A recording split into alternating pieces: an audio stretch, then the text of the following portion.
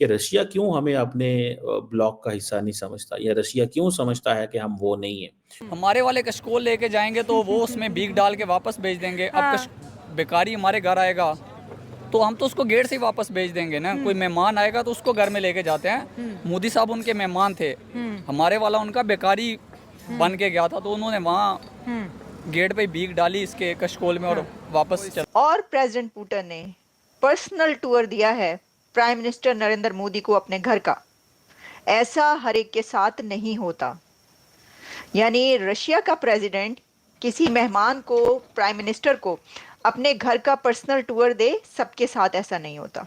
Russia जो है वो कभी भी पाकिस्तान को अपने ग्रुप का हिस्सा नहीं समझता, रशिया में अपने ब्लॉक का हिस्सा नहीं समझता। रशिया से उनके तल्लुकात आज के नहीं है, ये जब से इंडिया और पाकिस्तान बने हैं ये तल्लुकात उनके तब से हैं। उन्होंने कभी अपनी स्टेट को स्विंग स्टेट नहीं बनाया, वो शुरू से ही रशिया के साथ खड़े हैं। हमारी तरह नहीं है कभी एक प्राइम मिनिस्टर रशिया जा रहा है, कह रहा है कि हम रशिया से तल्लुकात बनाएंगे, दूसरा आता है कहता है नहीं जी हम यूएसए से तल्लुकात बनाएंगे।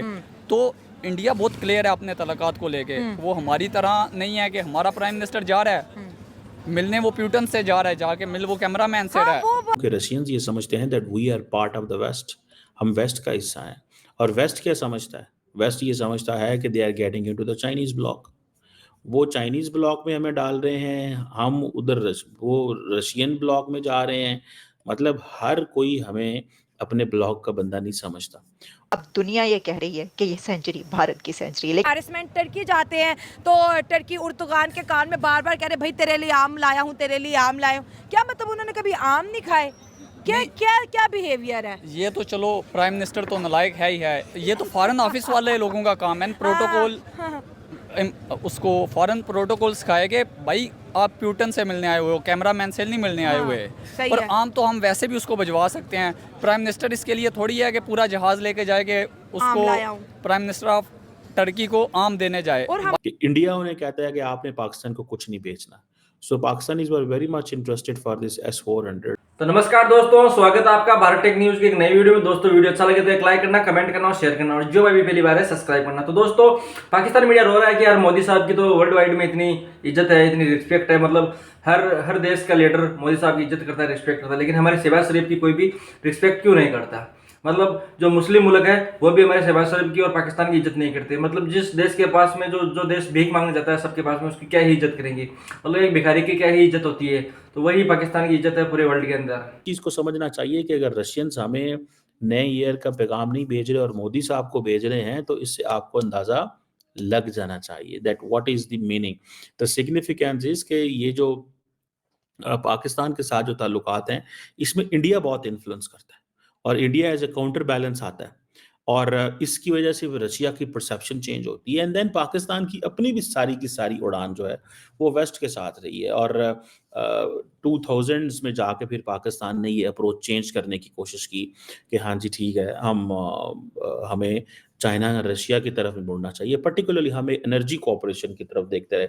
लेकिन पाकिस्तान ने जब भी रशिया की तरफ मुड़ने की कोशिश की है, दैट वाज ऑलवेज पॉलिटिकल। इसमें वो कोशिश नहीं की गई, हालांकि बहुत सारी ऐसी अपॉर्चुनिटीज मौजूद थी रशिया के साथ। अगर इंडिया सारी की सारी अपनी जो तेल की प्यास है, प्यास मैं इसलिए कहूँगा कि देखें, a country of 101.4 billion people, आज इंडियंस कहते हैं कि जनाब हम तो रशिया से जो तेल आ रहा है अपनी रिफाइनरियों से डायरेक्ट पाइप्स बिछाए हुए हैं जो नेपाल जाते हैं, इसी तरह पाइप्स बिछाए हुए हैं जो जाते हैं बांग्लादेश जाते हैं।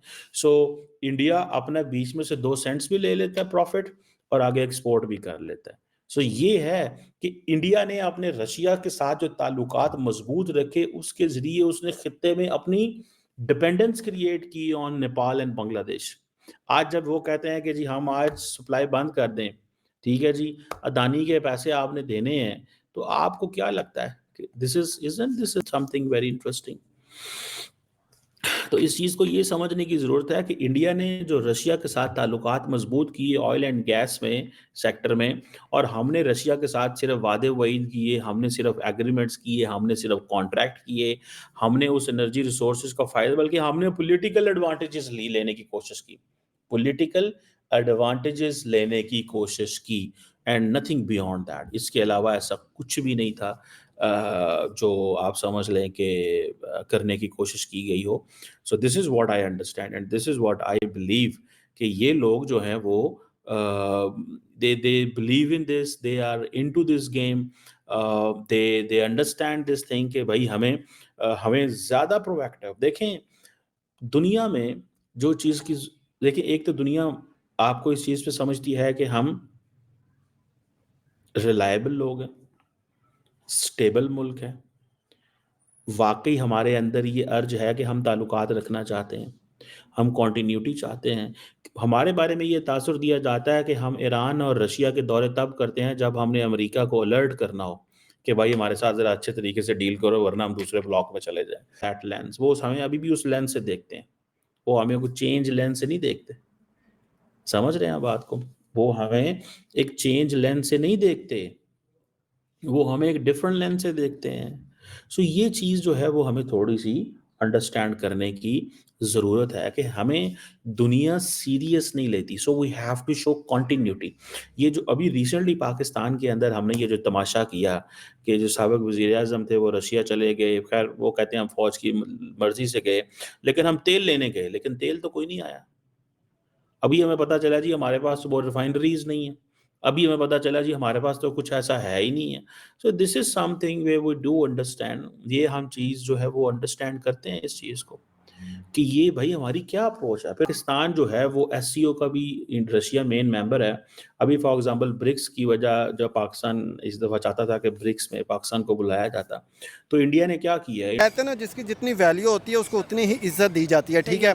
मोदी की इज्जत बनती भी है, उसकी रीज़न अपनी कंट्री के लिए उन्होंने बहुत कुछ किया है, बाकी कंट्री को बेनिफिट्स भी दिए हैं और ख़ुद भी उनसे लिए हैं। उनके साथ हर कंट्री खुद चाहती है कि हम तिजारत करें, उसके लिए उनको अच्छे ताल्लुकात बनाने पड़ेंगे। सर उनको मार्केट भी तो बहुत बड़ी हो गई है ना इंडिया। वही तो कह रहे हैं, अब गाड़ियों को लेके देख लें, एसेसरी को देख लें, मोबाइल फ़ोन को देख लें, हर चीज़ तो वो अपनी ही लॉन्च करें, ठीक है।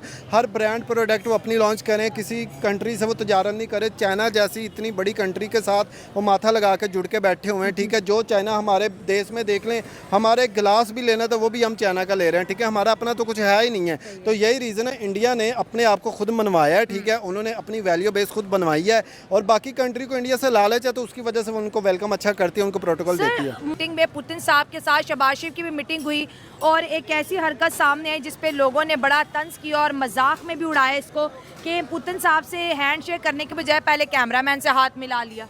अब मैंने पहले ये बात कही है, जिसकी जितनी वैल्यू होती है वो वही करता है।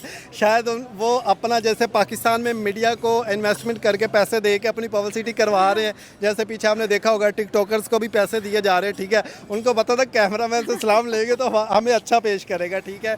तो हमें खुद शर्म आती है कि यार इनको एम्बैरेसमेंट ही, बेचारे का हाथ हवा में रह गया और हमारे वजीर आजम साहब उसको इग्नोर करके तो वही ना, हालांकि इग्नोर तो वो करे जो बहुत बड़े लेवल का कोई बंदा हो, ठीक है। उन्हें समझ नहीं आई, उन्होंने पहले कैमरामैन से हाथ मिलाया फिर पुतिन से हाथ मिलाया। मैं वही कह रहा हूं, ऑर्डर रिवर्स हो गया। बस वही चीज़ है, उनका ध्यान ही सिर्फ मीडिया की तरफ जाता है, ठीक है। उन्होंने इस्लाम किया है और हमें भी इन चीज़ों की शर्मिंदगी होती है। हमें इकोनॉमिकली आप बेहतर नहीं होंगे तो दुनिया में आपकी रिस्पेक्ट नहीं होगी, ठीक है। पाकिस्तान आज जिस नहज पे खड़ा है, जहां हम स्टैंड कर रहे हैं, तो दुनिया हमारी रिस्पेक्ट नहीं करेगी, ठीक है। वो चाहे शहबाज शरीफ हो या उसकी जगह हमारा कोई भी प्रेसिडेंट या प्राइम मिनिस्टर मौजूद। इसलिए हमें माशी तौर पर अपनी पॉलिसीज़ को नज़रसानी करनी पड़ेगी और इसी अगर हम माशी तौर पर मजबूत हो जाएंगे, डेमोक्रेसी जिसको रियल डेमोक्रेसी कहते हैं, अब इंडिया को देख लें, वो दुनिया की सबसे बड़ी जमहूरियत है।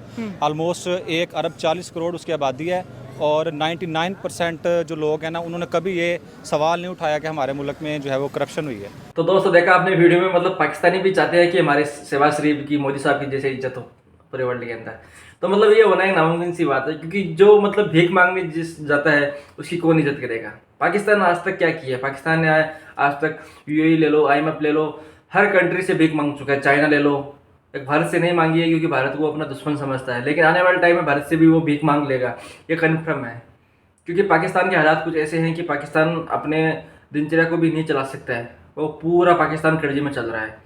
तो एक ना एक दिन तो पाकिस्तान को भी भारत के कदम में आना पड़ेगा और बोलेगा कि आप जो कश्मीर लेना चाहते हो ले लो, पूरा पाकिस्तान ले लो, लेकिन हमको इतना कर्जा दे दो। तो दोस्तों वीडियो कैसा लगा? वीडियो अच्छा लगा तो एक लाइक करना, कमेंट करना, शेयर करना और जो भाई भी पहली बार है सब्सक्राइब करना। जय हिंद, जय भारत।